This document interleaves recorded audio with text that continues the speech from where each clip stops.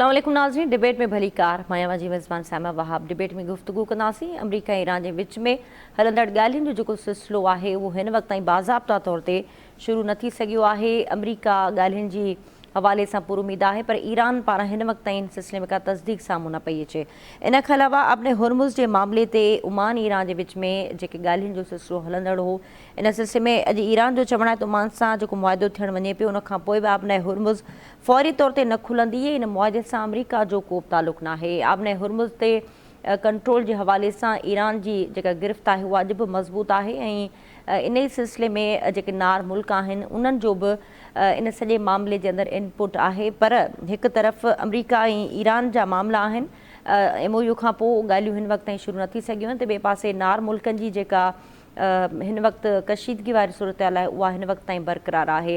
In overall मजमूई सूरत हाल ते गुफ़्तगू कंदासीं। इन खां अलावा पाकिस्तान ईरान जे विच में बि ॿिए तरफ़नि तिजारती मुआहिदनि जे हवाले सां इतफ़ाक़ थियो आहे प्रोग्राम में, इन ते बि गुफ़्तगू कंदासीं। इन खां अलावा जेके सालिस मुल्क आहिनि उन जूं कोशिशूं हिन वक़्तु बि जारी आहिनि ऐं एक्सपेक्टेड आहे त जुमे ते ईरान ऐं अमरीका जे विच में जेको ॻाल्हियुनि जी बाज़ाब्ता शुरूआत थी सघे थी।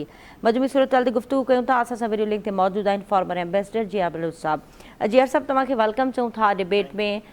हिन वक़्तु ईरान जे हवाले सां जेको अपने हुरमुज़ ते ओमान सां ॻाल्हि थी रही आहे, तव्हां छा था सम्झो म्यूचुअल प्लान छा आहे ईरान जो ऐं ओमान जो अपने हुरमुज़ लाइ?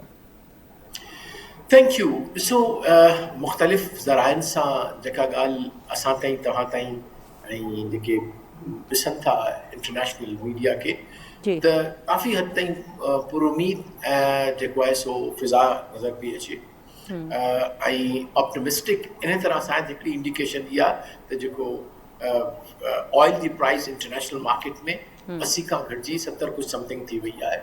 सो दैट मीन्स त का किथां इन्हनि खे छाकाणि they keep a tab on what is happening, हुते छा पियो थिए।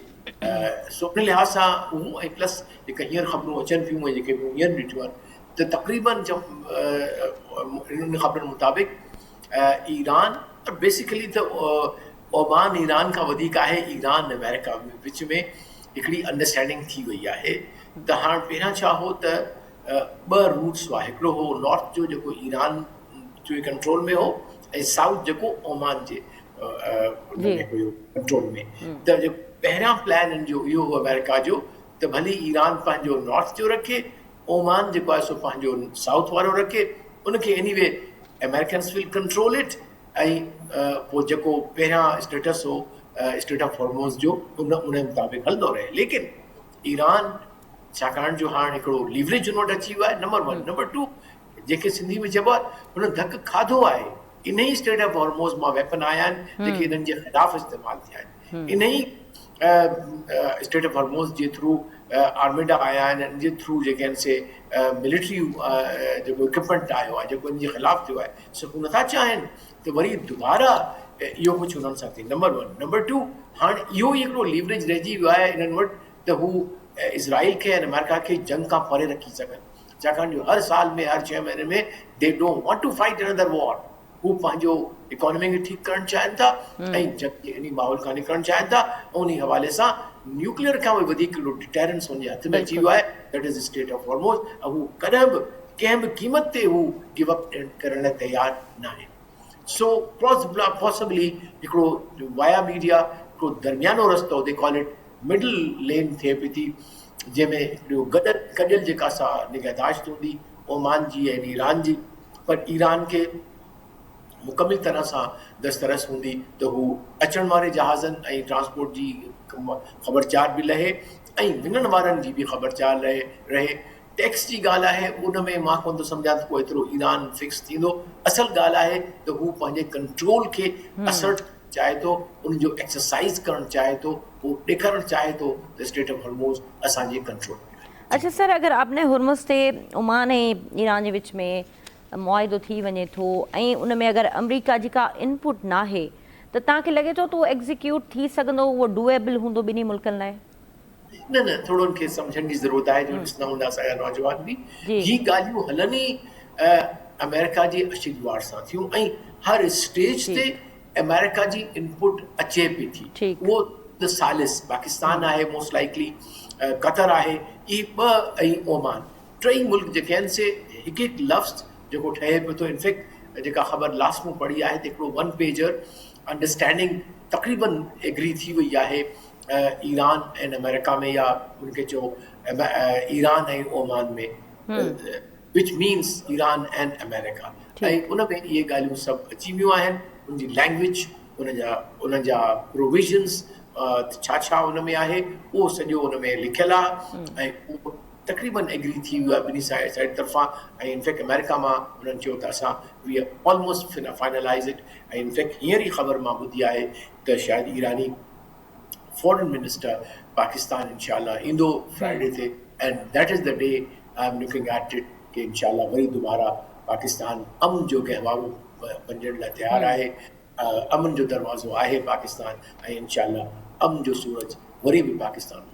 अच्छा जिगर साहब, हिन वक़्तु अगर सालसी जी ॻाल्हि कयूं, तव्हां ज़िक्र कयो पाकिस्तान, उनखे अलावा क़तर आहे, मिस्र आहे, हिन वक़्तु अगरि पाण सालसी जी ॻाल्हि, जी बिल्कुलु, अगरि सालसी जी ॻाल्हि कयूं त तव्हां छा था सम्झो त MOU खां पोइ उन ते अमल दरामद न थियो ऐं अमरीका तरफ़ां हमला शुरू थी विया, तव्हां छा था सम्झो त हाणे जेको MOU थियणु वेंदो मुस्तक़बिल में, उनमें ईरान पारां कुझु नयूं शर्तूं बि उन में ऐड हूंदियूं, ऐं उहे जेके शर्तूं हूंदियूं उन ते एग्ज़ीक्यूट जेको आहे उहो भरपूर तरीक़े सां, छो त पहिरें फेज़ में असां ॾिठो त MOU ते एग्ज़ीक्यूट न थी सघियो उहो MOU जेको अमरीका ईरान जे विच में साइन थियो हुयो, पर जेको सेकेंड फेज़ थींदो हाणे उन में सालिस बि नवां असांखे नज़र ईंदा, ऐं उन में रूस ऐं चाइना जी बि इनपुट ज़रूरु हूंदी उन MOU में।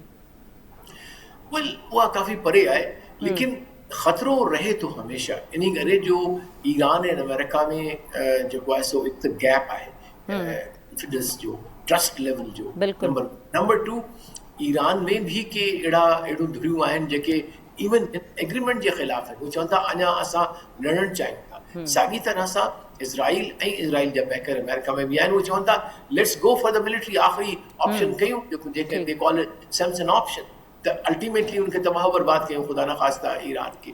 सो उहो रिस्क आहे, लेकिन हिन दफ़ा मूंखे उमेद इहा आहे त जंहिंजे करे, छाकाणि जो लैंग्वेज जेका हुई 14 पॉइंट्स में उहा थोड़ी वेग हुई, थोड़ी उन में हर एक पार्टी पंहिंजी इंटरप्रिटेशन ॾिनी हुनजी। सो हाणे हिन दफ़ा जेको सिर्फ़ु हिकिड़ो पेज आहे जंहिंमें सिर्फ़ु ऐं सिर्फ़ु स्टेट ऑफ हॉर्मोज़ खे ऑपरेट कीअं थींदो, उनजी गवर्नेंस कीअं थींदी, उन ते आहे। सो मां सम्झां थो त उन में तमामु जेके अभाम आहे या अहिड़ी लैंग्वेज लिखी वेंदी जंहिंमें को बि अभाम पैदा न थिए ऐं का बि धुर पंहिंजे मुताबिक़ उनखे इंटरप्रेट न करे सघे, पर हिकिड़ी कॉमन इंटरप्रिटेशन हुजे, उन मुताबिक़ हलंदा। सो उमेद मूंखे इहा ई आहे। ऐं ॿी छा आहे त कॉस्ट ऑफ वॉर एतिरी घणी आहे, क्राइसिस वरी दुबारा थी थो वञे, दुनिया जी इकोनॉमी किथे बीहंदी, एनर्जी मार्केट किथे बीहंदी, ईरान जा पंहिंजा बि मसाइल आहिनि इकोनॉमिक, उहो बि कोन चाहींदा त अहिड़ी तरह अमेरिका ते जंग में वापसि थियणु चाहे थो, ड्रॉ करणु चाहे थो। So I think it's a good opportunity, both the parties will not miss it. अच्छा, आपने हुर्मुज़ से अगर हाकमियत ऐं उनखे रूल करण जो ईरान जो जेको मुतालबो आहे उन ते ईरान एग्ज़ीक्यूट कराए वञे थो अमरीका खां, उहा शर्त मंझराए वञे थो, त अमरीका जे लाइ ख़ुदि इहो केतिरो वॾो लॉस हूंदो, ऐं मिडल ईस्ट जे अंदरि तव्हां सम्झो था त अमरीका जी जेका प्रेज़ेंस आहे उनखे बि वॾो धकु रसंदो? Definitely, it's a good question. In fact, Iran जी हक़ हुक्मरानी जेके technical on state of Hormuz is an entirely new geostrategic reality. हिकिड़ी रियलिटी आहे जेका सम्झणी पवंदी, जेके JCC कंट्रीज़ आहिनि उन्हनि खे, दुनिया खे, अमेरिका खे सम्झणो पवंदो, लेकिन ईरान सां गॾु हली इनखे सॉल्व करणो पवंदो, उन ते इम्पोज़ नथा करे सघो, छाकाणि जो छा आहे त geography is on the side of Iran, जेका तव्हां उन खां नथा खसे सघो। पंहिंजे इवन ज़ोर तव्हां ॾेई ॾिठो, अमेरिका ज़ोर ॾेई ॾिठो, इज़राइल करे ॾिठो, पर ज़ोर सां बि न करे सघिया, छाकाणि जो हिकिड़ी डिटर्मिन क़ौम आहे जेका बीठी आहे सिरात मुस्तक़ीम ते ऐं पंहिंजी सोवरेनिटी जो, पंहिंजी जियोग्राफी जो फ़ाइदो वठणु चाहे थी। त मां सम्झां थो त उन क़ौम खे पोइ ॿाहिरियूं धारियूं क़ुवतूं नथियूं मजबूर करे सघनि, पंहिंजी सोवरेनिटी तां, पंहिंजी हक़ हाकमियत तां जेको आहे सो दस्तबरदार थी वञे। सो मां सम्झां नई रियलिटी खे सम्झणो पवंदो, उन मुताबिक़ करणो पवंदो। जी अच्छा सर, सऊदी अरब ऐं इराक ॿ जिन ॻाल्हि ते इतफ़ाक़ कयो आहे त जेका इराक़ी सरज़मीन आहे उहा पाड़ेसरी मुल्कनि ख़िलाफ़ु इस्तेमालु न थींदी। अरब मीडिया इन खे रिपोर्ट कयो आहे, जिते तव्हां छा था सम्झो त इहा डेवलपमेंट आहे ख़िते जे अंदरि, हिकिड़ी वॾी डेवलपमेंट आहे इहा? डेफिनेटली मुंहिंजे ख़्याल आहे इहो वॾो सबक़ु आहे इन जंग जो इहो त हाणे GCC कंट्रीज़ खे सोचणो पवंदो त छा इहे जेके अॾा आहिनि अमेरिका जा उहो उन्हनि जी हिफ़ाज़त कनि था या उन्हनि खे वधीक वनरेबल कनि था जंग कंहिं बि ख़तरे खां। सो मां सम्झां थो उन में तमामु वॾी तब्दीली त असांखे नज़र ईंदी। ठीकु आहे, मुकमिल तरह सां विड्रॉ न थींदो अमेरिका, लेकिन क्वालिटेटिवली फ़र्क़ु पइजी वेंदो ऐं hopefully that may be a dawn of a more peaceful respectful ऐं मोर म्यूचुअल जेके चइबो आहे कोएग्ज़िस्टेंस वारो अहिड़ो ख़ितो बणिजी वञे वेस्ट एशिया, जंहिंमें जंगूं पाण में न थियनि बल्कि प्रॉस्पेरिटी जो सफ़र सभिनी मुल्कनि जो गॾु अच्छा जीअं साहब, फ्रीज़ एसिड जी ॻाल्हि थी MOU में, तव्हां MOU यकीनन पढ़ियो हूंदो, उन में फ्रीज़ एसिड खां अलावा जेको न्यूक्लियर प्रोग्राम आहे उन ते बि तव्हां जीअं त ॾिठो त उन ते फ्रीज़ एसिड्स रिलीज़ बि कोन कया विया फर्स्ट स्टेज में बि, त जीअं ट्रस्ट जो जेको इशू आहे उहो बि बरक़रार रहियो। त अमरीका जी तरफ़ां हिन वक़्त ताईं को अहिड़ी पेशकदमी साम्हूं न पई अचे, जेको मिसट्रस्ट जो मामिलो आहे ॿिन्हिनि मुल्कनि में उहो उहो जो तीअं बरक़रार आहे। तव्हां छा था सम्झो, अगरि ॻाल्हियूं ॿीहर बि शुरू थियनि थियूं त इन मिसट्रस्ट जे एलिमेंट खे दूरि करण जे लाइ कहिड़ियुनि धुरियुनि खे किरदारु अदा करिणो पवंदो? न ॾिसो, ॿई धुरियूं जेके बेसिकली प्राइमरी धुरियूं ईरान ऐं अमेरिका आहे, बेसिकली अमेरिका आहे, लेकिन जेका मूं तफ़सील पढ़ी आहे त हिन MOU में वरी वक़्तु वरितो वेंदो 60 ॾींहंनि जो या 90 ॾींहंनि जो, ऐं उन दौरान जेको इस्लामाबाद पीस MOU आहे उन में जेके बि पॉइंट्स आहिनि जंहिंमें फ्रोज़न एसिड्स आहिनि, सैंक्शन्स आहिनि, न्यूक्लियर आहे, उन ते वरी दुबारा टेक्निकल कमेटीज़ वेंदियूं ऐं होपफुली हाणे हू हिकिड़ो फ़ैसिलो या हिकिड़ो रोड मैप ठाहे उनखे रिज़ॉल्व करे उथंदियूं, छाकाणि जो मां सम्झां थो ॿई धुरियूं जेके आहिनि से हाणे जंग जूं मुतहमिल नथियूं थी सघनि ऐं ख़ितो बि कोन थो थी सघे, दुनिया बि नथी थी सघे, ऐं होपफुली हिन MOU खां पोइ असां ॾिसंदासीं त वेस्ट एशिया ऐं एशिया ओवरऑल ऐं दुनिया ख़ासि तौर ते अमन जी तरफ़ वेंदी, सुकून जी तरफ़ वेंदी ऐं वरी डेवलपमेंट जो सफ़र सभिनी जो शुरू। अच्छा सर, इन खां अलावा अमरीका जी अगरि ॻाल्हि कयूं त अमरीका ऐं इसराइल हिन मामले खां पोइ MOU खां पोइ तव्हां छा था सम्झो, जेको ईरान जी डिमांड रही आहे त अमरीकी बेसिस मिडल ईस्ट मां ख़तमु कया वञनि, इन पॉइंट ते एग्ज़ीक्यूट थियणु वाक़ई एॾो सवलो आहे? अमरीका एतिरो जल्दी बेसिस खे हितां ख़तमु कंदो, या पोइ उनखे तव्हां सम्झो था त उहे ऑपरेशनल न रहंदियूं जीअं जंग खां अॻु में हुयूं?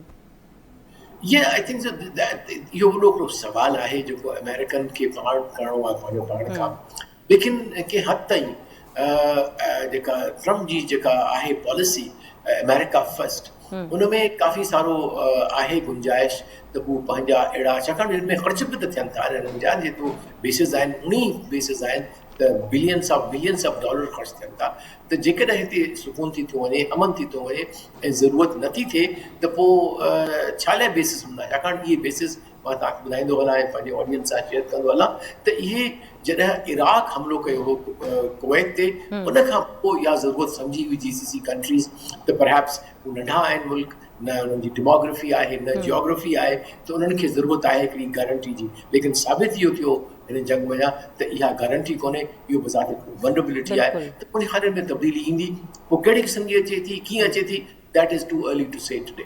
ठीकु आहे। अच्छा, पॉलिटिकली अगरि ॾिसूं सर त अमरीका जे अंदरि मिड टर्म इलेक्शन्स थियण वञनि पियूं, हिन वक़्तु अमरीका जे अंदरि जेको ईरान जंग जे हवाले सां जेको तासुर ऐं जेके सर्वे साम्हूं अचनि पिया, हाणे जेका सूरत-हाल आहे, तव्हां छा था सम्झो त इन जो पॉलिटिकली केतिरो अमरीकी सदर खे उनजो नुक़सानु पवंदो? ऐं ख़ासि तौर ते अगरि इज़राइल जी ॻाल्हि कयूं त अक्टूबर में उते बि इलेक्शन्स आहिनि, त तव्हां छा था सम्झो त ॿिन्ही पॉलिटिकल लीडर्स खे पंहिंजे पंहिंजे कॉन्स्टिट्यूंसी में वॾो नुक़सानु थियणु वञे पियो इन जंग खां पोइ? मुंहिंजे ख़्याल चैलेंज ज़रूरु आहे, वॾो चैलेंज त हू पंहिंजे पुराणी अप्रूवल रेटिंग ते अचनि, छाकाणि हींअर तक़रीबन 70% या 67% टू बी एक्यूरेट अमेरिकन जेके आहिनि से हिन जंग खे डिसअप्रूव कयो आहे, बिल्कुलु हिन ट्रम्प जी हिन पॉलिसी खे डिसअप्रूव कयो। साॻी तरह सां नेतन्याहू जे बि ख़िलाफ़ काफ़ी सारा माण्हू आहिनि, पाण वटि ख़बर नथी पहुचे इज़राइल जी, लेकिन उते बि पब्लिक ओपिनियन हिन जे ख़िलाफ़ वियो आहे त हिन 40 सालनि में जेको पावर में रहियो आहे सिर्फ़ु जंगूं लड़ियूं आहिनि, अमन जी का ॻाल्हि हिन कोन कई आहे। सो मोस्ट लाइकली हिन जंग जूं वॾियूं कैजुअलिटीज़ कुड बि इहे ॿई लीडर जेके आहिनि से पॉलिटिकली ॿिन्ही खे नुक़सानु पहुचे। अच्छा सर, ईरान हिकिड़ो बयानु ॾिनो हो कुझु ॾींहं अॻु में त चाइना रोल प्ले करे पियो ताकी ख़िते में अमन बरक़रार रहे, त हिन सूरत हाल में तव्हांखे लॻे थो त जेके ॻाल्हियुनि जी शुरूआति थिए थी त चाइना पारां बि का गारंटी साम्हूं ईंदी ऐं चाइना जी गारंटी ते ई पोइ ॿई मुल्क हिन मामले खे सॉर्ट आउट कंदा? तव्हांखे अहिड़ी का सूरत लॻे थी? No, I don't think so. Chinese are very clear. बल्कि मां हिकिड़े चाइनीज़ ऑफिशियल खे ॿुधो एनालिस्ट खे, हुन चयो असां त जंग कोन शुरू कराई आहे, why do you expect us to be party to this? ऐं इहे ॾाढा प्रैक्टिकल आहिनि, बट पंहिंजो जेको मॉरल उन्हनि जो रोल आहे ईरान सां आहे या अमेरिका सां आहे, जीअं असां पैदा कयूं, जीअं असां we are not party to that conflict that way, लेकिन असां हिकिड़ो मॉरल ऐं डिप्लोमेटिक जेको प्रेशर आहे उहो असां हिते विधो आहे। सो चाइना अहिड़ो ई रोल अदा कंदो रहंदो, का बि एक्टिवली अहिड़ी प्रोएक्टिवली का अहिड़ी एक्टिविटी न कंदो डिप्लोमेटिकली या मिलिटरीली जंहिंजे करे जी वधीक इन्वॉल्वमेंट थिए मिडल ईस्ट। अच्छा सर, आख़िरी सवाल, अमरीका हिन वक़्तु छा ॾियणु वञे पियो ईरान खे इन ॻाल्हियुनि जी सूरत में? कहिड़ियुनि शर्तुनि ते ईरान जेको आहे उहो सरेंडर कयो आहे ऐं कहिड़ियुनि शर्तुनि ते अमरीका सरेंडर कयो आहे? तव्हां छा था सम्झो ॿिन्हिनि मुल्कनि छा गेन ऐं छा लूज़ कयो आहे हिन वक़्त ताईं? ॾिसो, जेके हीअ ॻाल्हियूं हुयूं, पहिरीं ॻाल्हि थी आहे त जेको बेसिक डॉक्यूमेंट आहे 14 पॉइंट इस्लामाबाद में उहो ई सैक्रोसेंट आहे, उहो ई एहतराम जे क़ाबिल आहे, इन करे जो हुन में ॿिन्ही प्रेसिडेंट साइन कयो आहे। इनफैक्ट वॾी पहिरियां ईरानी प्रेसिडेंट जी तमामु अहम ट्वीट आयो हो या स्टेटमेंट त असांजी फॉरेन पॉलिसी जो कॉर्नर स्टोन हूंदो इहो 14 पॉइंट, मीन्स इन बेस ते ई असां पंहिंजा जेके रिलेशनशिप आहिनि से अॻिते वधाईंदासीं। साॻी तरह सां अमेरिका खे बि इहो ई हिकिड़ो दरवाज़ो आहे जंहिंमां हू ऑनरेबली निकिरी सघे थो इन हारियल जंग वञा। सो मां कोन थो सम्झां त मां का कॉम्प्लिकेशन ॾिसां थो त को लॉस ऐं गेन जो हींअर ईअं वेही क्वांटिफाई करणु is not good also and it is not possible. लेकिन हिकिड़ो दरमियानो रस्तो ॿिन्ही खे ॾिनो आहे सालिसनि, ख़ासि तरह पाकिस्तान, ऐं होपफुली उहो इन दरमियाने रस्ते ते हलंदे अमन जी इन विक खे वधाए ऐं ख़िते में अमन आणींदा। ठीकु आहे जी अरबल साहब, वरी महिरबानी, तव्हां वक़्तु ॾिनो ऐं इनसाइट तव्हां पंहिंजी शेयर कई। नाज़रीन, प्रोग्राम में हिते मुख़्तसिर ब्रेक जो वक़्तु थियो आहे। ब्रेक खां पोइ मुल्क जी सियासी जेका सूरत हाल हिन वक़्तु हलंदड़ आहे उन ते गुफ़्तगू कंदासीं। आज़ाद कश्मीर जी चूंडुनि खां पोइ पीपल्स पार्टी ऐं नून लीग जेके इतिहादी जमातूं आहिनि हिन वक़्तु उन्हनि जे विच में शदीद ॾार साम्हूं अचनि पिया। उनखां अलावा मोहसिन नक़वी साहब जो नवनि सूबनि इंतिज़ामी यूनिट्स जे बयान खां पोइ मुल्क अंदरि हिकिड़ो नओं बहस छिड़ी वियो आहे। ओवरऑल सियासी मंज़रनामे ते गुफ़्तगू कंदासीं मुख़्तसिर ब्रेक खां पोइ। वेलकम बैक नाज़रीन, डिबेट जे हिन हिसे में गुफ़्तगू कंदासीं पाकिस्तान जे अंदरि जेका सियासी सूरत हाल आहे उनखां अलावा आज़ाद कश्मीर जी चूंडुनि खां पोइ पीपल्स पार्टी ऐं नून लीग जेके इतिहादी जमातूं आहिनि ऐं उन्हनि जे विच में आज़ाद कश्मीर जी चूंडुनि खां पोइ ॼण त शदीद इख़्तिलाफ़ साम्हूं अचनि पिया। चूंडुनि में धांधली जा मामला हुजनि या पोइ उनखां अलावा पाकिस्तान जे अंदरि नवनि सूबनि जो मामिलो हुजे, पार्टी पारां शदीद रद्द अमल साम्हूं आयो आहे। इन खां अलावा आज़ाद कश्मीर जी चूंडुनि खां पोइ हिन वक़्तु असां ॾिसूं पिया त मुल्क जे अंदरि हिकिड़ो नओं बहस गॾो गॾु हले पियो त नवां सूबा इंतिज़ामी जेके यूनिट्स आहिनि उन्हनि खे ठाहिणो आहे ऐं सिस्टम जेको आहे उहो मुकमल तौर ते कोलेप्स थी चुको आहे। ओवरऑल छो इन नवनि सूबनि जे मामले खे ॿीहर उथारियो वियो आहे? जीअं त पाकिस्तान जे अंदरि तमामु घणा इशूज़ आहिनि, उन्हनि खे एड्रेस करण जे बजाए हिकिड़े अहिड़े इशू खे फोकस कयो वियो आहे जंहिंजो को नतीजो हिन वक़्त ताईं साम्हूं न पियो अचे सवाइ बयानबाज़ी जे।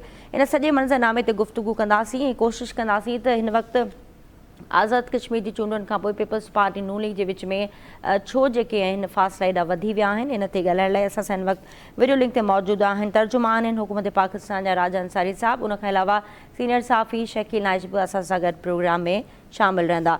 तव्हां ॿिन्हिनि महिमाननि खे ऐं भली कार चवंदसि। राजा अंसारी साहब, शुरूआति तव्हां खां करणु चाहियूं पिया। सभ खां पहिरीं त असांखे ॿुधाइजो त आज़ाद कश्मीर जूं जेके चूंडूं थियूं 2 फेज़ मुकमल थी चुका आहिनि, तव्हां छा इनसाइट आहे तव्हांजी? छो हिन वक़्तु पीपल्स पार्टी एतिरो शदीद रद्दमल ॾेई रही आहे चूंडनि जे मामले ते, जॾहिं त मुख़्तलिफ़ जेके एक्सपेक्ट सां इहे ॻाल्हियूं तइ थियूं हुयूं त गिलगित जे अंदरि पीपल्स पार्टी हुकूमत ठाहींदी ऐं आज़ादु कश्मीर जे अंदरि नून लीग ठाहींदी। जॾहिं शयूं तइ थियल हुयूं त पोइ झेड़ो कहिड़ी ॻाल्हि थी आहे? जी बिस्मिल्लाह रहमान रहीम। असल में तय त कुछ भी कोन थियो हुयो ऐं इलेक्शंस ॿई गिलगित बल्तिस्तान वारी इलेक्शंस भी फ्री एंड फेयर इलेक्शंस थियूं। ॿिन्ही जमातुनि महिनत कई, पंहिंजी इलेक्शन कैंपेन हलाई। ठीकु। ऐं कश्मीर में भी ईअं ई थियो। गिलगित बल्तिस्तान में मुस्लिम लीग नून जे लूज़ करण जा ॿ वॾा सबब हुया। हिकु, असां वटि बहितरीन इलेक्टेबल्स उते न हुया, उम्मीदवार न हुया। ॿियो, उतां जा ख़ुदि जेके हालतूं हुयूं जंहिंमें पीपल्स पार्टी मां सम्झां थो वधीक बहितर अंदाज़ में इलेक्शन कैंपेन हलाई ऐं उन जो रिज़ल्ट पीपल्स पार्टी खे मिलियो ऐं पीपल्स पार्टी अक्सरियत में सीटूं खटियूं। जिते जिते असांजा मज़बूत उम्मीदवार हुया उते असां खटियूंसीं। ईअं न आहे त असां न खटियोसीं, असां बि उते सीटूं खटियूं, पर जिते जिते असांजा मज़बूत उम्मीदवार हुया असां उहे इलेक्शन बिल्कुलु विन कईसीं।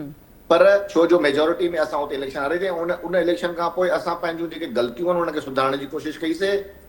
कश्मीर इलेक्शंस में कश्मीर में जॾहिं असां टिकेटूं ॾिनियूंसीं त उन में इन ॻाल्हि जो ख़्यालु कयोसीं त मज़बूत उम्मीदवार मैदान में लाइजनि।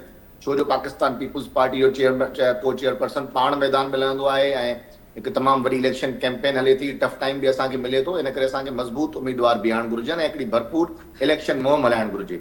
ऐं मुस्लिम लीग नून गिलगित बल्तिस्तान जी शिकस्त मां सिखी करे कश्मीर में वधीक महिनत कई ऐं अलाह साईं रिज़ल्ट ॾिनो। कश्मीर जे अवाम वोट ॾिनी ऐं तव्हां ॾिठो त कश्मीर में असां इलेक्शन विन कईसीं। त जॾहिं गिलगित बल्तिस्तान में पीपल्स पार्टी इलेक्शन विन कई त असां हुनजे मैंडेट जो एतिराम कयोसीं। मोहतरम वज़ीर आज़म मुबारकबाद ॾिनी, नवाज़ शरीफ़ साहब मुबारकबाद ॾिनी, असां सभिनी उन्हनि खे मुबारकबाद ॾिनीसीं ऐं इहा ॻाल्हि खे एक्सेप्ट कयोसीं। जेका असांजी हुते जेको हार जा सबब शयूं हुयूं उन्हनि खे एक्सेप्ट बि कयोसीं।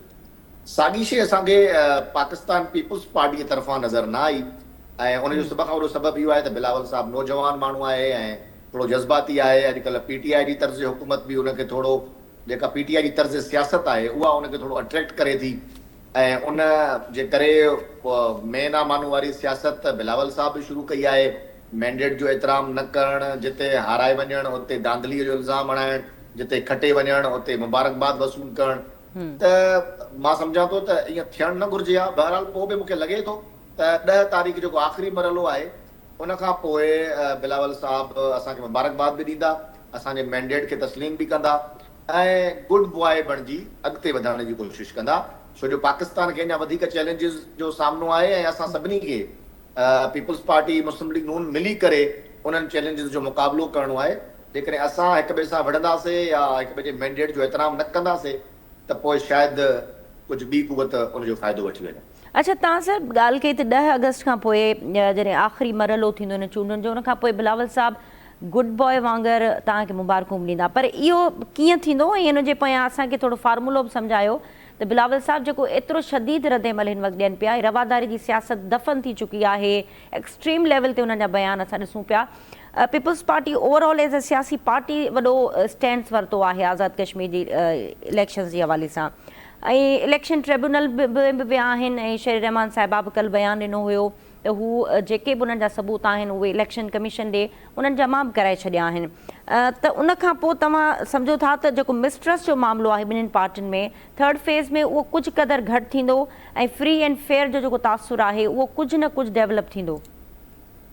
ज़रूरु थींदो। ॾिसो उन जा सबब आहिनि। मां पीपल्स पार्टी इहो अफोर्ड ई कोन थी करे सघे त उहे हिननि हालतुनि में मुस्लिम लीग नून जे ख़िलाफ़ कंहिं साज़िश जो हिसो बणिजे या असांजी उबती ॻणप शुरू करे या असांजी हुकूमत खे किराइण में को किरदारु अदा करे। छो जो पीपल्स पार्टी असां सां बिल्कुलु ईअं ॿिटो बीठी आहे, सफ़ा गॾु बीठी आहे, हर शइ में गॾु बीठी आहे। वज़ीर आज़म असांजो आहे त उन्हनि वोटनि सां जिन वोटनि वज़ीर आज़म खे मुंतख़िब कयो सेम वोट आसिफ ज़रदारी साहब खे मिलिया प्रेसिडेंट जे लाइ। अहिड़े तरीक़े सां हिन पूरे निज़ाम में पीपल्स पार्टी भाङे भाईवार आहे, बेनिफिशरी आहे हिन पूरे निज़ाम में। उन्हनि जो डिप्टी स्पीकर क़ौमी असेंबली उन्हनि जो आहे, चेयरमैन सेनेट उन्हनि जो आहे, गवर्नर्स उन्हनि जा आहिनि ॿिनि सूबनि टिनि में। उन खां अलावा जेको पूरो सूबाई सिंध आहे, सूबे सिंध में जेतिरा बि वफ़ाक़ी इदारा आहिनि उन्हनि जूं ट्रांसफर, पोस्टिंग, हेस्को, सेप्को सभिनी में इन्हनि जा मेंबर्स आहिनि। ऐं इवन जुडिशरी में ॾिसो जिते किथे वफ़ाक़ जो जिते बि अमल दरामद सिंध जी हद ताईं आहे उन में 100% पीपल्स पार्टी बेनिफिशरी आहे ऐं 100% बेनिफिशरी आहे। मुस्लिम लीग नून खे त हिते सिंध में आङुर बि रखण कोन था ॾियनि, त उहे बेनिफिशरी आहिनि पूरे निज़ाम जा। जॾहिं उहे बेनिफिशरी आहिनि त उहे कीअं हिन निज़ाम खे जंहिंमें उहे पाण फ़ाइदे में आहिनि त माण्हू थो सम्झा त पीपल्स पार्टी पंहिंजो नुक़सानु कराईंदी। इन करे हू असां सां गॾु बीहंदा, हर मामले में गॾु बीहंदा, इन खां अॻु में बि बीहंदा रहिया आहिनि। बजट पास कराइण में पीपल्स पार्टी असां सां गॾु बीठी हुई, हालांकि उन खां अॻु में बि इहे तकरीरूं हुयूं, इहो सभु कुझु हुयो, प्रेस कॉन्फ्रेंसिस हुयूं, पर असां सां गॾु बीठा। 26वीं तरमीम ते असां सां गॾु बीठा, 27वीं तरमीम ते असां सां गॾु बीठा। त इन करे पीपल्स पार्टी त असांजे इन पूरे निज़ाम में मां सम्झां थो बेनिफिशरी बि आहे, असांजी इत्तेहादी बि आहे, अॻियां बि रहंदी। ठीकु आहे। शकील नाइक साहब, तव्हां छा चवणु चाहींदा? राजा अंसारी साहब जो बयानु त हिन वक़्तु पीपल्स पार्टी अफोर्ड ई नथी करे सघे त हू रजिस्ट करे ऐं फेडरल गवर्नमेंट जे ख़िलाफ़ु वञी करे को वॾी माज़ाराई या वॾो को हिकिड़ी कैंपेन शुरू करे। तव्हांजो हिन ते छा ख़्यालु आहे? मुंहिंजे ख़्याल में पीपल्स पार्टी हाणे वफ़ाक़ी सरकार खां भले सिधो सो ऐलानिया अलहदगी अख़्तियार न करे, पर पीपल्स पार्टी हाणे मुस्लिम लीग नून खां पंहिंजा रस्ता परे करणु शुरू करे छॾिया आहिनि। उनजी वजह इहा आहे त जॾहिं तव्हां गिलगित बल्तिस्तान जूं चूंडूं थियूं त उते उन पुरमन माहौल में थियूं त शायदि कंहिंखे का ख़राश तक बि न आई, पर जंहिं महिल उनजो नतीजो आयो ऐं मुस्लिम लीग नून खे वॾो नुक़सानु पहुतो ऐं आज़ाद कश्मीर जिते हिन चूंडनि जा जशन पिया मल्हाइनि, मुस्लिम लीग नून खे घुर्जे त जंहिं डिवीजन में तव्हां खटियो आहे, महिरबानी करे हिकिड़ी उहा रैली मीरपुर में आज़ाद कश्मीर में कढी ॾेखारियो त तव्हांखे ख़बर पवे त कश्मीर जी आवाम तव्हांखे वोट ॾिनो आहे या न ॾिनो आहे, या जेके फॉर्म 47 आहे उहो आयो आहे, या जेके जाली ठप आहिनि उहो आहे, या हथियार बंद हुआ जेके उहो आहे, जंहिं में पीपल्स पार्टी हिकिड़ो कारकुन बि जेको आहे उहो शहीद थी वियो। हाणे सवाल इहो पैदा थिए त जॾहिं हिक ॿिए जे विच में बदएतमादी पैदा थींदी, हिक ॿिए जे विच में एॾो वॾो हाल पैदा थींदो त सिधी सही ॻाल्हि आहे त इहे रस्ता आख़िर जुदा थींदा, अॼु न थींदा त 6 महीने खां पोइ थींदा। पर शकील साहब, राजा अंसारी साहब चवनि पिया त हिन सॼे निज़ाम जी बेनिफिशरी आहे पीपल्स पार्टी। पीपल्स पार्टी आहे, ॾिसो हिकिड़ी ॻाल्हि, हिन में को शक न आहे, असीं मञूं था, पर पीपल्स पार्टी ॾिसो, पीपल्स पार्टी हिकिड़ी पंहिंजी हिकिड़ी हो ॾेखारी आहे न, पंहिंजी तव्हांखे तव्हां सियासी चालाकी सम्झो या पंहिंजी सियासी हिकमत अमली सम्झो, त हू सदर चूंडाए विया, सेनेट जो चेयरमैन चूंडाए विया, पर हू वफ़ाक़ी काबीना में शामिल न थिया। मतिलबु पीपल्स पार्टी जो हिकु वफ़ाक़ी वज़ीर त परे, हिकु उन्हनि जो ममलिकती वज़ीर त परे, उन्हनि जो हिकिड़ो सलाहकार ऐं ख़ासि मददगार बि उन में शामिल न आहे।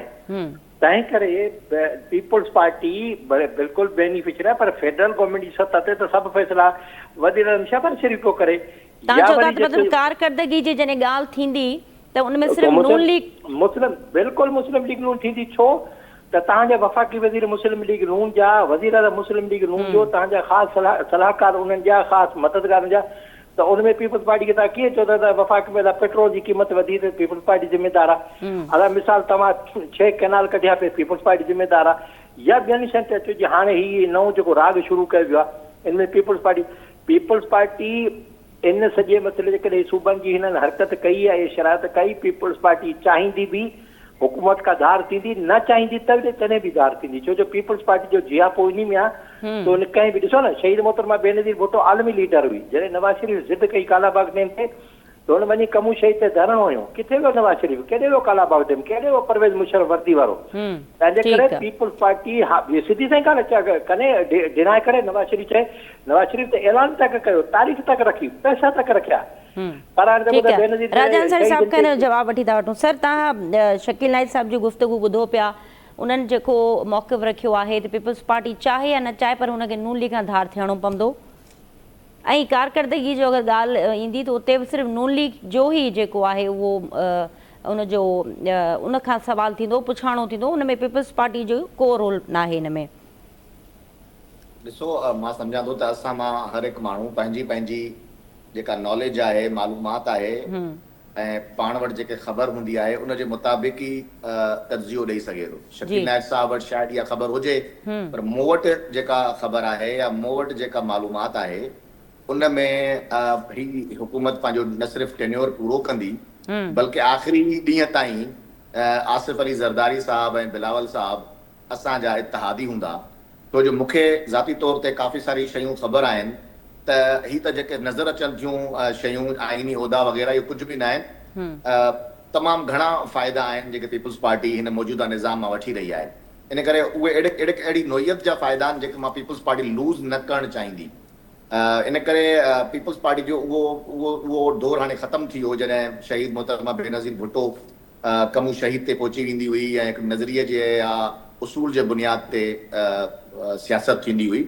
बहरहाल मां सम्झां थो त जेसिताईं तालुक सिंध जे अवाम जो आहे या जीअं साईं मिसाल ॾिनो कालाबाग डैम जो, उन वक़्तु मियां नवाज़ शरीफ़ साहब जिन बि सिंध जे अवाम जे उन मैंडेट जो एतिराम कयो, उन राय जो एतिराम कयो ऐं कालाबाग डैम खे ते ज़िद न कयो ऐं कालाबाग डैम खे उन्हनि बि रद्द करे छॾियो त जेसिताईं सिंध जा माण्हू एग्री न थींदा या कंसेंसस डेवलप न थींदो तेसिताईं कालाबाग डैम न ठहंदो। इहो बि हिकिड़ी क़िस्म जो रद्द करणी आहे। अहिड़ी तरीक़े सां ताज़ो हाणे 6 कैनालनि ते बि जॾहिं मामिलो काउंसिल ऑफ कॉमन इंटरेस्ट में वियो त जॾहिं 4-5 ॾींहं हुया अञा काउंसिल ऑफ कॉमन इंटरेस्ट जो इजलास घुराइण में, त हिते सभु दोस्त नायक साहब ऐं हुनजे मतिलबु जेके बि हमख़्याल दोस्त आहिनि उहे इहो चवंदा रहिया त मुस्लिम लीग नून जा 6 मेंबर्स आहिनि काउंसिल ऑफ कॉमन इंटरेस्ट में, त असांजे हक़ में फ़ैसिलो थींदो ई कोन।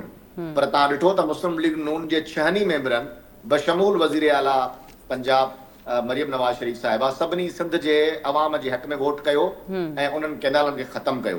हाणे ॾिसो हिकिड़ी बददियानती सिंध जे माण्हुनि जे अॻियां आहे पर हुनखे सुञाणे असां कोन था सघूं। जलालपुर कैनाल 2019 में ठाहिणु शुरू कयो PTI ऐं PTI सां गॾिजी करे असांजा दोस्त हिते एहतजाज पिया कनि। उन्हनि खां कोई पुछण वारो कोन्हे त इन ते पैसा तव्हां रखिया ऐं इन ते सॼो कमु तव्हां करायो, जलालपुर कैनाल खे शुरू तव्हां कयो। तव्हांजे दौर में 2019 में इमरान ख़ान जे दौर में इन जी मंज़ूरी मिली, शुरू थियो ऐं हाणे जॾहिं उहो ठही पूरो थियो त तव्हां चओ था त असांजे ख़िलाफ़ एहतजाज कंदासीं। त मुनाफ़िक़त जी हिकिड़ी हद थींदी आहे। त असां इहा ॻाल्हि सिर्फ़ु कयूं था त नवां सूबा मुस्लिम लीग नून अॼु पंहिंजी पॉलिसी ॾेई छॾी आहे।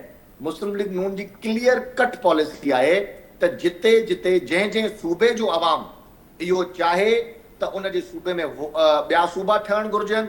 उन वटि आइनी मैकेनिज़म मौजूदु आहे 239(4) में आइन जे आर्टिकल जे मुताबिक़ उहे कानून साज़ी करे पंहिंजे सूबनि में नवां सूबा ज़रूरु ठाहिनि। पर सिंध जे अंदरि इन जो रेज़िस्टेंस आहे। सिंध जे बारे में मुस्लिम लीग नून जी वाज़े पॉलिसी आहे त सिंधी अवाम जी मर्ज़ी ऐं मंशा खां बग़ैर जेकॾहिं सिंध में सूबो ठाहिण जी कोशिशि कई वई त उनजो रेज़िस्टेंस ईंदो ऐं उहो कोई सोचे बि कोन थो सघे त केॾो वॾो रेज़िस्टेंस ईंदो। इन करे मुस्लिम लीग नून इन मामले में सिंध जे माण्हुनि सां गॾु बीहंदी। अच्छा सर, अगर मोहसिन नक़वी जे बयान की ॻाल्हि कयूं त इंतज़ामी यूनिट्स सिस्टम कोलेप्स थी चुको आहे या तो ख़ुद हिकिड़ी वफ़ाक़ी गवर्नमेंट लाइ चार्जशीट आहे, त उन हवाले सां भी को बयान कोन आयो वज़ीर आज़म साहब जो, नई को मज़मती करारदाद असां हिन वक़्त ताईं ऐवान में ॾिसूं पिया। बयाननि जी हद ताईं त मोहसिन नक़वी साहब बयान ॾेई वियो, बयाननि जी हद ताईं नून लीग भी पंहिंजो स्टैंड ॾे पई, पर अमली तौर ते इहे शयूं बार बार छो थियूं अचनि? कैनालनि जा मामला हुजनि या पोइ नवनि सूबनि जा मामला हुजनि, मुल्क जे अंदरि कश्मीर खां वठी बलूचिस्तान KP सॼो मुल्क ॿरे पियो, बेरोज़गारी जा इशूज़ आहिनि, मुआशी बहरान आहे, इंसान खे बुनियादी जेके सहूलियतूं आहिनि उहे मुयसरु न आहिनि, वधंदड़ महांगाई आहे, इन्फ्लेशन जी जेका सूरत हाल तव्हां ॾिसो पिया त ग़रीब माण्हू जेको टे वेला मानी खाईंदो उहो हाणे हिकु वेले ते अची वियो आहे। इन्हनि इशूज़ खे एड्रेस करण जे बजाए फेडरल गवर्नमेंट या उन जा वज़ीर अची करे हिकिड़ो शोशो छॾे फज़ूल क़िस्म जी ॻाल्हि करे माण्हुनि जो ध्यानु छिकाइनि था, जॾहिं त बुनियादी जेके इशूज़ आहिनि उन्हनि ते केरु ॻाल्हाए ई कोन थो।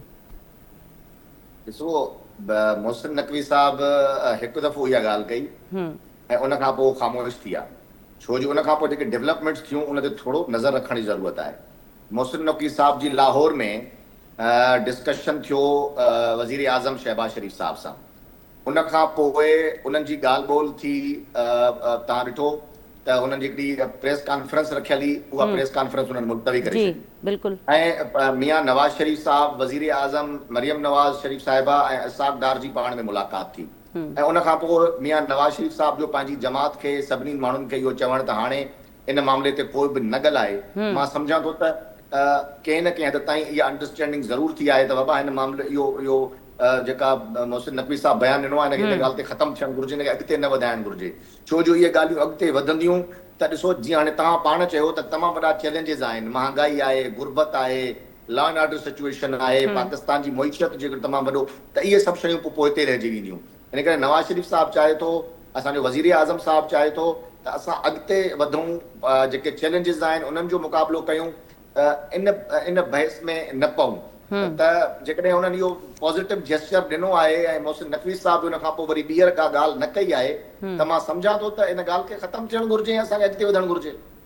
सर, इन खां अलावा ख्वाजा आसिफ साहब जो बि हिकिड़ो बयानु नज़र मां गुज़रियो, जंहिंमें उहो चवणो त वज़ीर आज़म साहब जो बि जेको आहे उहो अख़्तियार न आहे। मोहसिन नक़वी साहब त वज़ीर आज़म जे अॻियां बि जवाबदार न आहे, हू चाहे तो वज़ीर आज़म खे बि हटाए सघे थो। हाणे ॾिसो, हिकिड़ी काबीना में जेतिरा बि मिनिस्टर्स हूंदा आहिनि न, उन्हनि जो पाण में किन जा सुठा तालुकात हूंदा आहिनि, किन जा तालुकात एतिरा बहितर न हूंदा आहिनि। इहो पर्सनल हिक ॿिए जे बारे में राय आहे। मूंखे इहो मुनासिब नथो लॻे त असां उन्हनि जे बारे में का पर्सनल राय क़ाइमु कयूं, छो जो असांजो इन क़िस्म जी का शइ कोन्हे। बहरहाल उहो उनजो मां नथो सम्झां त इहे एॾा इम्पोर्टेंट बयान आहिनि जिते का पॉलिसी शिफ्ट थी सघे थी। पॉलिसी शिफ्ट कोन थींदी, गवर्नमेंट जी पॉलिसी सेम आहे ऐं उहा आइन ऐं कानून जे मुताबिक़ आहे।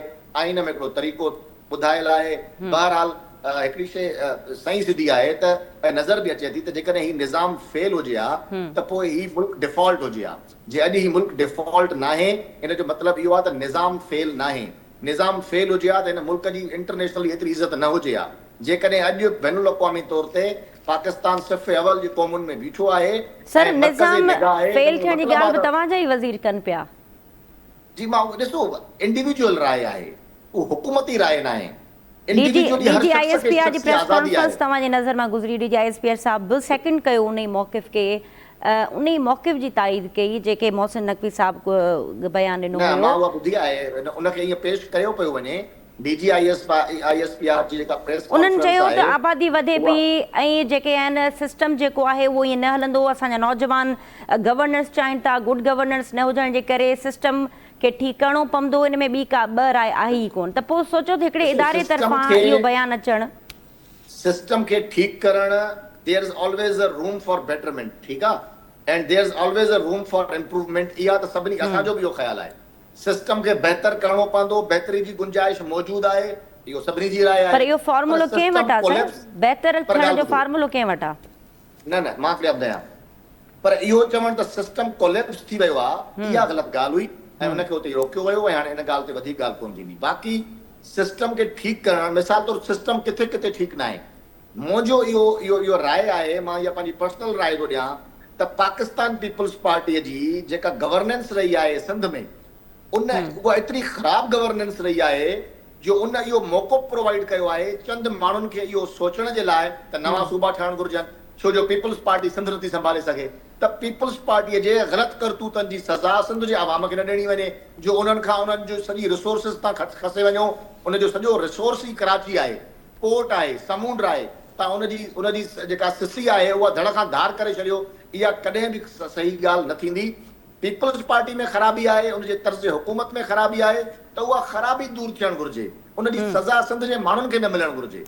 सर, अगरि नून लीग जी बि ॻाल्हि कजे त ॾिसो, पंजाब वॾो सूबो आहे, हुन में बल्दियाती इलेक्शन्स थियण खे केतिरा साल गुज़री विया आहिनि। नून लीग उहा ई नथी कराए त सूबनि जा मामला त बाद में ॾिठा वेंदा। बुनियादी जेके राइट्स जी ॻाल्हि आहे उहा ई कोन थी थिए। मकानी चूंडूं नथियूं थी सघनि पंजाब जे अंदरि, छो?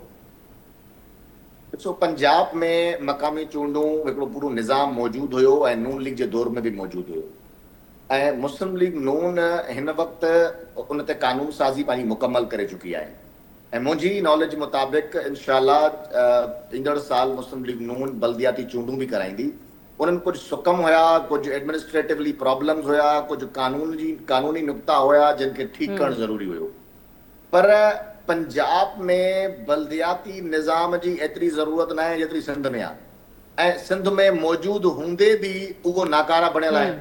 कराची जो मिसाल तव्हांजे साम्हूं आहे, मेट्रोपॉलिटन सिटी आहे, मेयर साहब छा पियो करे, सॼे कराची में माण्हू इस्थमा जा मरीज़ थी विया आहिनि। धूड़ ऐं मिटीअ जे करे एलर्जी ऐं साह खणण में तकलीफ़, 80% शहर त वीचारो साह जी बीमारी में मुब्तला थी वियो आहे। सर, कराची के जेके फेडरल गवर्नमेंट प्रोजेक्ट्स इन आहिनि उहे उन्हनि ते बि त इम्प्लीमेंटेशन कोन पई थिए। 2.5 साल गुज़री विया आहिनि। नून लीग हिन वक़्त ताईं कराची जे हवाले सां अगरि ॾिठो वञे त उन्हनि प्रोजेक्ट्स जी किथे हिन वक़्त ताईं उनजो को आउटपुट थियो आहे? तव्हां ॾिसो, अगरि ठीकु आहे फेडरल गवर्नमेंट जा बि काफ़ी प्रोजेक्ट्स कराची जे अंदरि आहिनि त उहे त डिलीवर करे सघे थी, उन्हनि खे कंहिं रोकियो आहे? फेडरल गवर्नमेंट जो हिकिड़ो ई प्रोजेक्ट कराची में हिन वक़्तु हलंदड़ आहे, जेके असां चंद महीननि में पूरो कंदासीं, उहो ग्रीन लाइन एक्सटेंशन आहे। उन खां अलावा फेडरल गवर्नमेंट हिन ई गवर्नमेंट में असां पंहिंजा मनसूबा जेके कंप्लीट कयासीं, उन में कैंट स्टेशन जी अपग्रेडेशन हुई, उहा कंप्लीट करे छॾीसीं। असां ML1 ठाहिण पिया वञूं हाणे सेप्टेंबर में, जेको नओं रेलवे ट्रैक आहे पूरो रोड़ी ताईं ऐं पोइ पंजाब जे बॉर्डर ताईं सॼी सिंध में नओं रेलवे ट्रैक पियो अचे। कराची खां जामशोरो ऐं पोइ सखर हैदराबाद मोटरवे M6 अच्छा ठीक है सर। अच्छा राजन साहब, हिते हिकिड़ो ॿियो बि सवाल आहे, अगरि थोरो आज़ाद कश्मीर जे हवाले सां तव्हां खां पुछणु चाहियूं त जैक जा जेके मामला आहिनि, जॉइंट एक्शन कमेटी जा जेके मुतालबा आहिनि, छो त थर्ड फेज़ अञा रहियल आहे, उन इशूज़ खे एड्रेस करण जे लाइ छा स्ट्रेटजी आहे, छा तव्हां वटि फ्रेमवर्क आहे? छो त डंडे जे ज़ोर ते तव्हां ॾिठो आज़ाद कश्मीर जी सूरतहाल वेतर वधीक ख़राब थियण वञे पई ऐं हिन वक़्तु उते लाश आहिनि, मीडिया उनखे रिपोर्ट कोन थी करे, पर तव्हां वाक़िफ़ आहियो उन्हनि सॼनि मामलनि खां, त ॿुधाइजो त जैक जे हवाले सां वफ़ाक़ी सरकार वटि छा पॉलिसी आहे, इन्हनि मसइलनि खे कीअं एड्रेस कंदी? ॾिसो, वफ़ाक़ी सरकार जी पॉलिसी इंतिहाई चिटी पॉलिसी आहे। उहो इहो आहे त इन्हनि दोस्तनि 38 मुआइदा मुतालबा रखिया हुया असांजे अॻियां।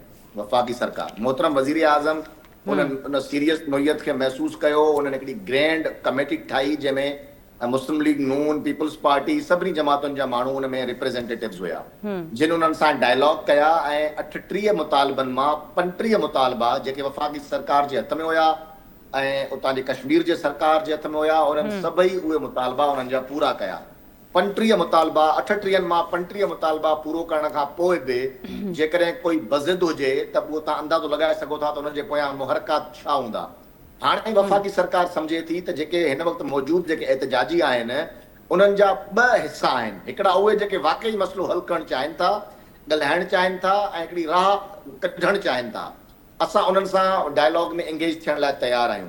हिकिड़ा ॿिया जेके शरारती आहिनि, जेके सिर्फ़ु ऐं सिर्फ़ु शरारत करणु चाहिनि था, शयुनि खे ख़राबु करणु चाहिनि था, इन में हिकिड़ो तशद्दुद जो एलिमेंट रखणु चाहिनि था, उन्हनि सां का बि ॻाल्हि कोन थींदी। वफ़ाक़ी सरकार मामले में चिटो मौक़िफ़ रखे थो। अच्छा, जैक ते पाबंदी हटाइण जे हवाले सां जेको मामिलो आहे उहो किथे पहुतो आहे? छा इन ते फेडरल गवर्नमेंट को एक्शन वठे पई?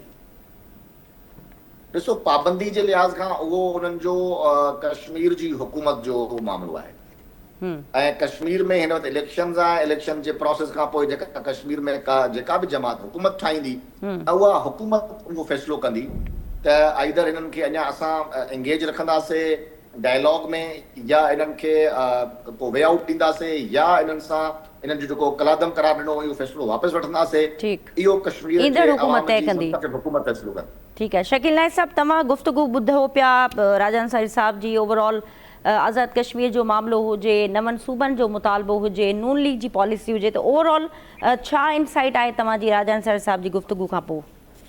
ॾिसो, जेको आज़ाद कश्मीर में मामिलो ख़राब थियो उहो वफ़ाक़ी सरकार जे ग़लति पॉलिसियुनि जे करे थियो। ख्वाजा आसिफ जहिड़नि माण्हुनि तकरारी बयान ॾिना, उनजे करे थियो।